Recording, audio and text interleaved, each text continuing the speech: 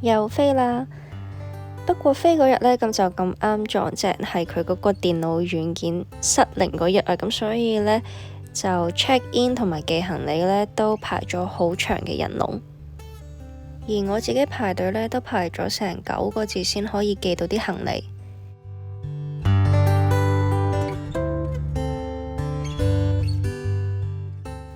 今次我就係搭夜機去英國。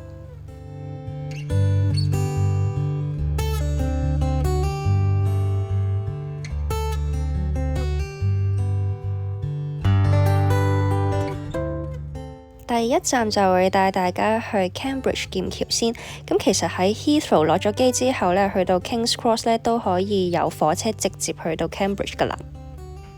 今次去 Cambridge 嘅火車呢，仲要咁啱喺正 King's Cross 嘅9號月台上車。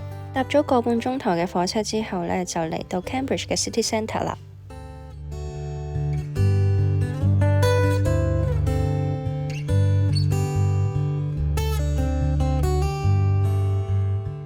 嚟到呢度就係 Great St Mary's， 係劍橋嘅大學教堂嚟嘅。行入去係唔使錢，不過呢，如果上到去塔頂嗰度呢，睇風景呢，咁就要俾7磅，咁所以就冇特別入到去啦。繼續行呢，就嚟到 Trinity Lane 3一行。由於霍金係有喺 Cambridge 嗰度讀過書，咁所以佢嗰套傳記電影《愛的萬物論》呢，都有喺3一行呢度取過景嘅。就係踩單車追逐嗰個鏡頭啦。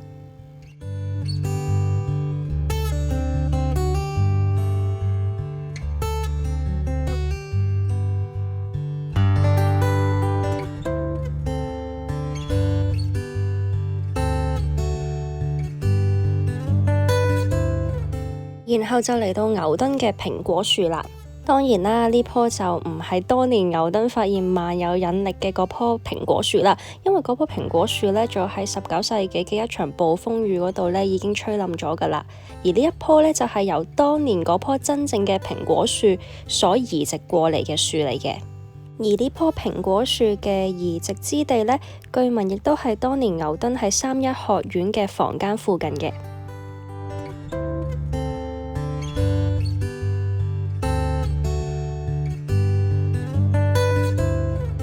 而呢個就係3一學院嘅正門啦，咁但係進入3一學院呢，都係要俾入場費嘅，咁所以呢，都係只係影下外圍啦，同埋喺出面呢影下學院入面嘅景，咁就冇話真係俾錢入去啦。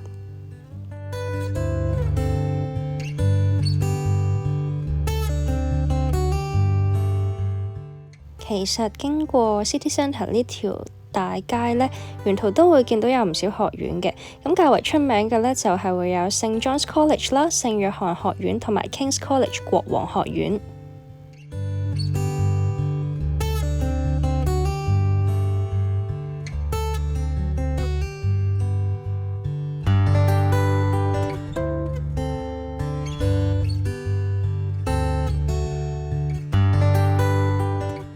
嚟到呢個街口呢，就會見到聖體鐘，佢係喺2008年嘅時候由霍金揭幕。呢個鐘嘅特別之處呢，佢係冇時針、冇分針、冇秒針同埋冇數字嘅，而上面嗰隻類似蚱蜢咁樣嘅昆蟲呢，就好似吞食住啲時間咁樣。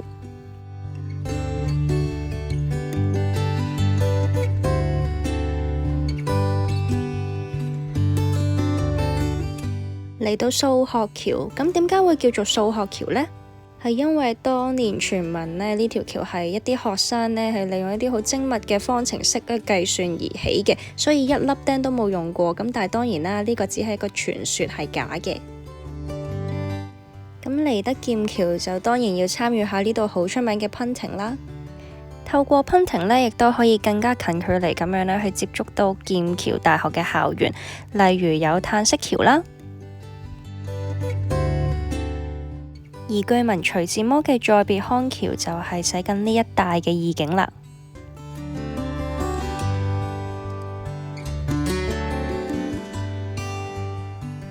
又嚟到頭先見過嘅數學橋啦，咁今次呢，就可以更加近距離睇到呢，其實橋底係有一粒粒嘅釘㗎。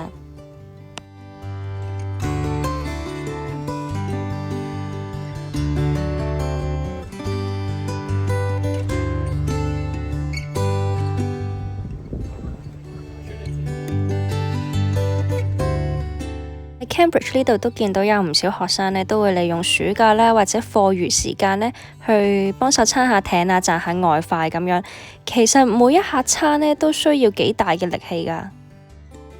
成個噴停就大約1個鐘左右。咁完咗噴停之後呢，我哋就去咗附近嘅一間餐廳食晚飯啦。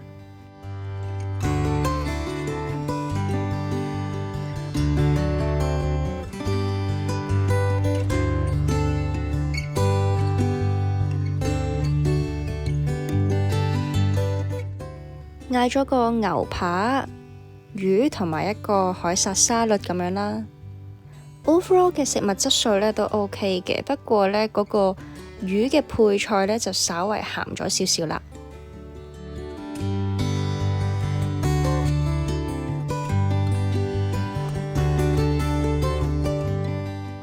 反而個海撒沙律嘅生菜呢都食到幾新鮮同埋幾好味。咁因為食牛扒啦，咁所以呢我都嗌咗杯 cocktail。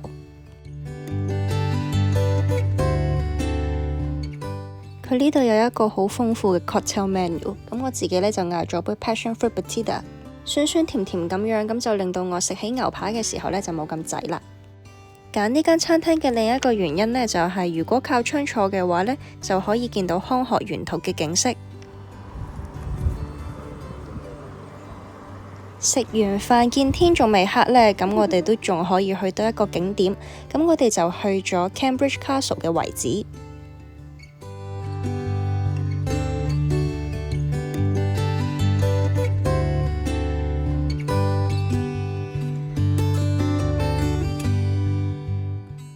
記得一開頭呢，我哋冇俾錢上去大學教堂嘅頂部去睇景色，不過唔緊要嘅，沿住呢條路一路上去呢，其實都可以睇到一部分劍橋城嘅景色嘅。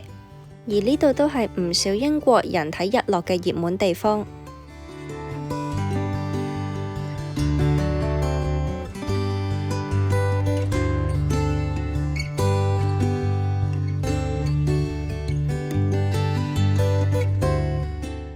由於係夏天去英國個日照時間比較長，所以就算係食完晚飯去到個景點嚟行返酒店嘅時候呢，個天都仲未黑。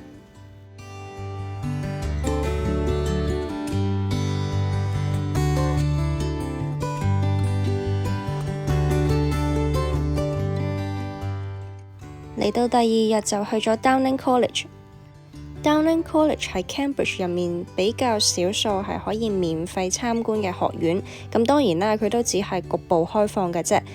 咁遊客入到去嘅時候呢，就要注意聲量，唔好影響到入面嘅學生啦。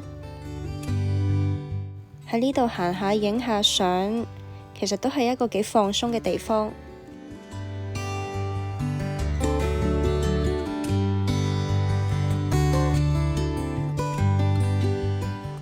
以前睇書就睇得多，但係我真係第一次去咁近距離咁樣見到一個日晷啊！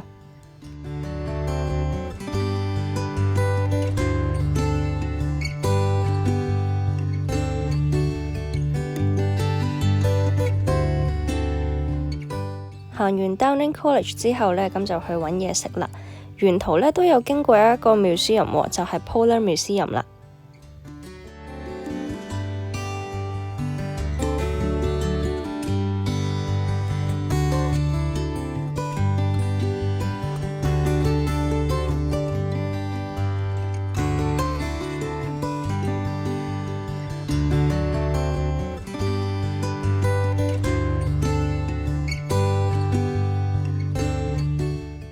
早喺1920年代，劍橋大學呢已經喺南北極嗰度呢進行一啲研究㗎喇。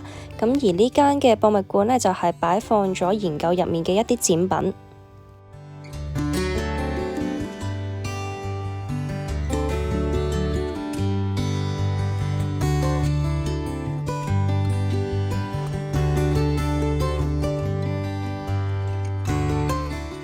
我哋快行完個博物館之後呢，就真係正式去食 lunch 啦。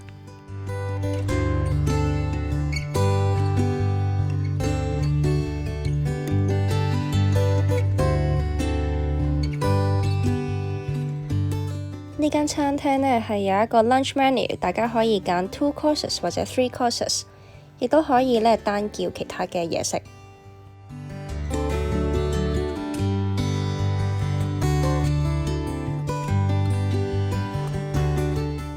Starter 呢，我就揀咗個三文魚多士，都整得幾好味，嗰個多士呢都烘得幾鬆脆。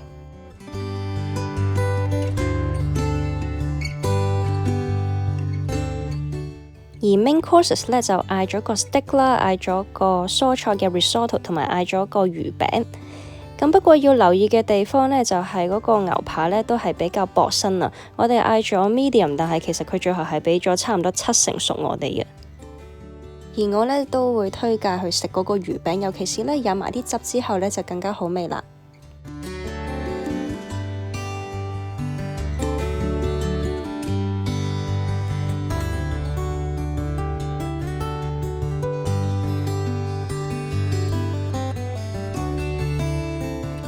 食埋個甜品啦，特別想講下個 Apple Crumble 啊，個 Apple Crumble 嘅雪糕呢係一個薑味嘅雪糕啦。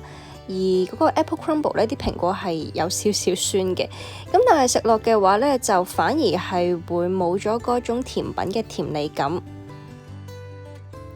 食完飯行大約5分鐘之後呢，就嚟到我哋嘅目的地啦， The Fitzwilliam Museum。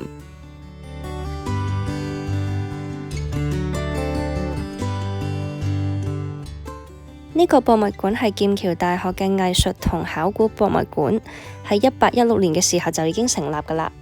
而佢亦都係劍橋大學博物館入面最主要嘅一個博物館，入面收藏咗好多唔同時期、唔同藝術家嘅畫作同埋藝術品。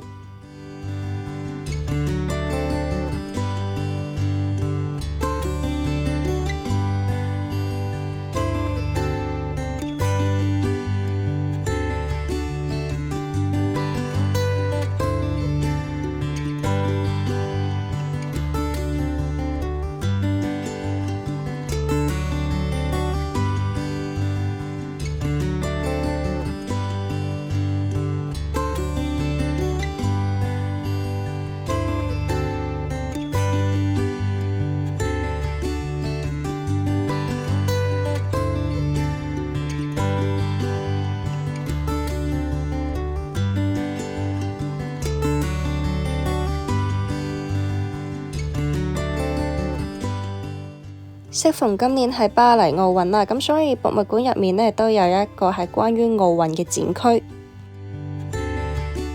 入面有一啲係1924年巴黎搞奧運嘅時候嘅一啲海報，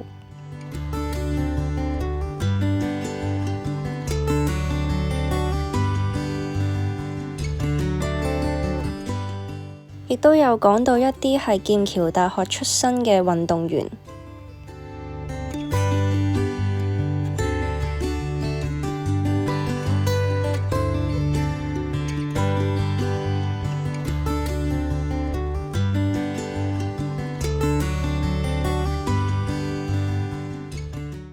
而呢度都展示咗一個巴黎2024奧運嘅紀念銀幣。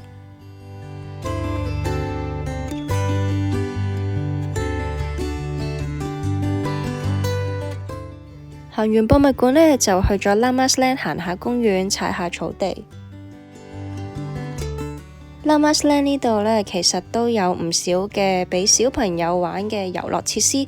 仲有一個大水池，咁不過呢就唔太方便影小朋友，咁所以呢嗰啲地方就冇特別影到啦。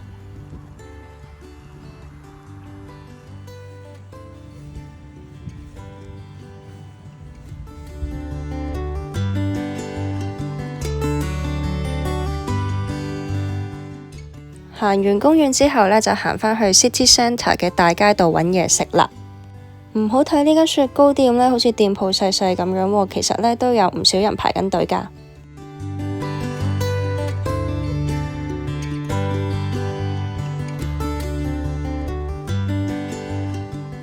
咁我就嗌咗個開心果加玫瑰味嘅 Gelato 雪糕。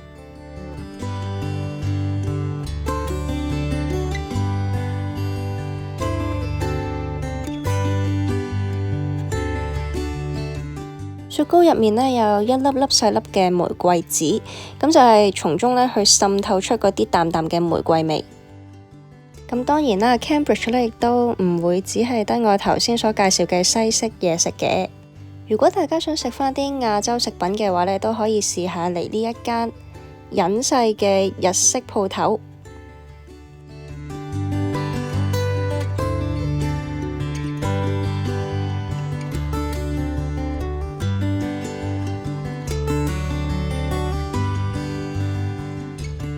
入面嘅拉麵啊、餃子啊，其實都整得幾好食。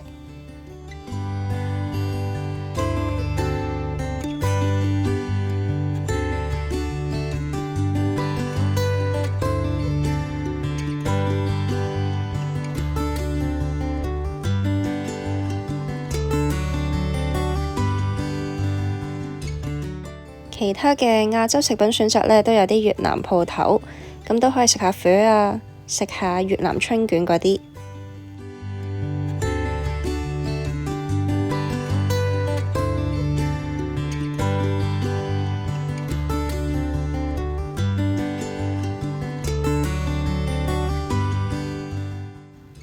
個粉嘅湯都幾好飲嘅。咁就多謝大家收睇咗我呢個2日嘅劍橋之旅啦〜